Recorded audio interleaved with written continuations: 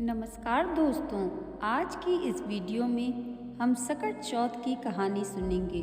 धार्मिक मान्यताओं के अनुसार सकट चौथ का व्रत माताएं संतान के लिए व्रत रखती हैं। सकट चौथ का व्रत रखने से संतान निरोगी और दीर्घायु होती है।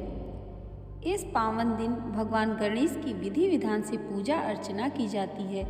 धार्मिक मान्यताओं के अनुसार इस दिन माताएं संतान के लिए व्रत रखती हैं।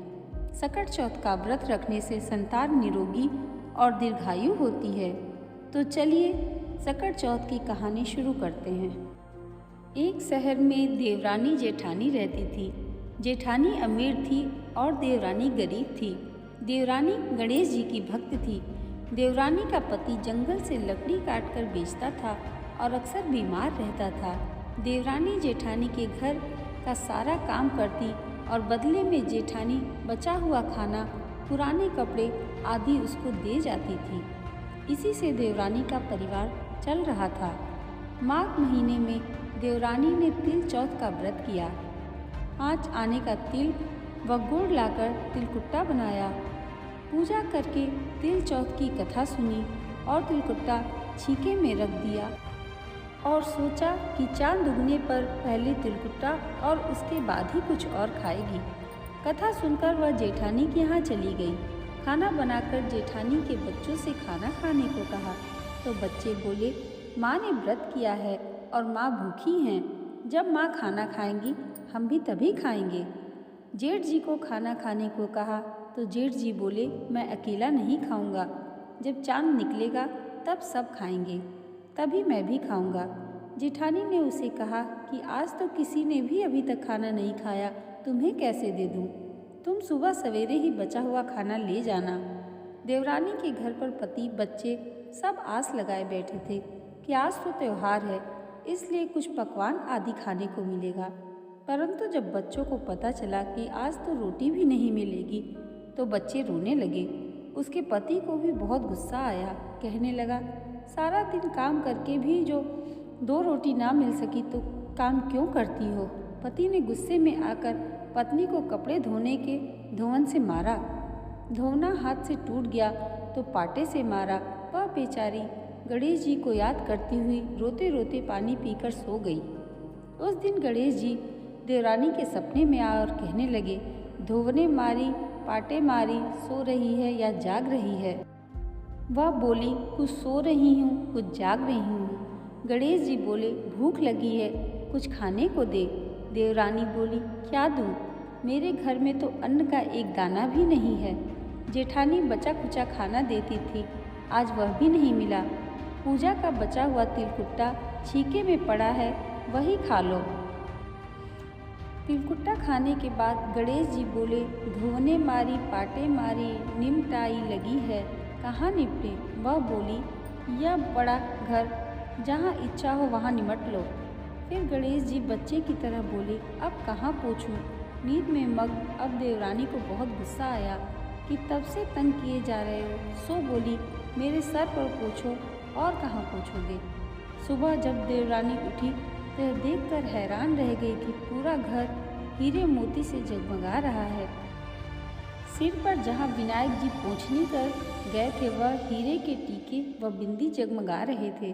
उस दिन देवरानी जेठानी के यहाँ काम करने नहीं गई। बड़ी देर तक राह देखने के बाद जेठानी ने बच्चों को देवरानी को बुलाने के लिए भेजा। जेठानी ने सोचा, कल खाना नहीं दिया इसलिए शायद देवरानी बुरा मान गई है। बच्चे बुलाने गए और बोले, चाची चलो, माँ ने बुलाया है, सारा काम पड़ा है। देवरानी ने जवाब दिया, अब उसकी ज़रूरत नहीं है, घर में सब भरपूर है गणेश जी के आशीष से। बच्चों ने घर जाकर माँ को बताया कि चाची का तो पूरा घर हीरे मोतियों से जगमगा रहा है। जेठानी दौड़ती हुई देवरानी के पास आई और पूछा कि यह सब हुआ कैसे। देवरानी ने उसके साथ जो हुआ वो सब कह डाला। घर लौटकर जेठानी अपने पति से कहने लगी कि आप मुझे धोने से और पाटे से मारो। उसका पति बोला कि भली मानस, मैंने कभी तुझ पर हाथ नहीं उठाया, मैं तुम्हें धोने और पाटे से कैसे मार सकता हूँ? वह नहीं मानी और जिद करने लगी। मजबूरन पति को उसे मारना पड़ा। उसने ढेर सारा घी डालकर चूरमा बनाया और छीके में रखा और सो गई। रात को चौथ विनायक जी सपने में आए, कहने लगे, भूख लगी है, क्या खाऊं? जेठानी ने कहा, हे गणेश जी महाराज, मेरी देवरानी के यहाँ तो आपने सूखा तिलकुट खाया था। मैंने तो झरते घी का चूरमा बनाकर आपके लिए छीके में रखा है। फल और मेवे भी रखे हैं, जो चाहे खा लीजिए। बाल स्वरूप गणेश जी बोले, अब निपटने कहाँ जाऊँ? जेठानी बोली, उसके यहाँ तो टूटी फूटी झोपड़ी थी, मेरे यहाँ तो कंचन के महल हैं, जहाँ चाहो निपटो। फिर गणेश जी ने पूछा, अब पोंछूं कहाँ? जेठानी बोली, मेरे ललाट पर बड़ी सी बिंदी लगाकर पोंछ लो। धन की भूखी जेठानी सुबह बहुत जल्दी उठ गई।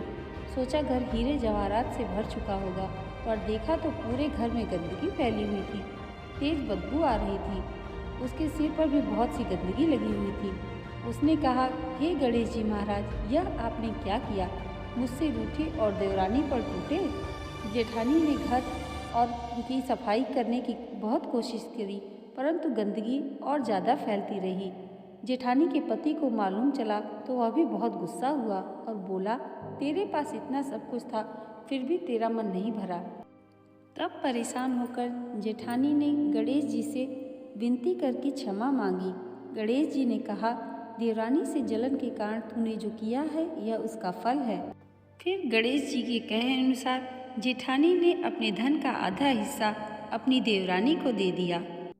हे गणेश जी महाराज, जैसे आपने देवरानी पर कृपा की, वैसे ही सब पे कीजिएगा। कहानी कहने वाले, सुनने वाले व हुंकारा भरने वाले सब पर कृपा करना, लेकिन जेठानी को जैसी सजा दी वैसी किसी को मत देना। जय श्री गणेश।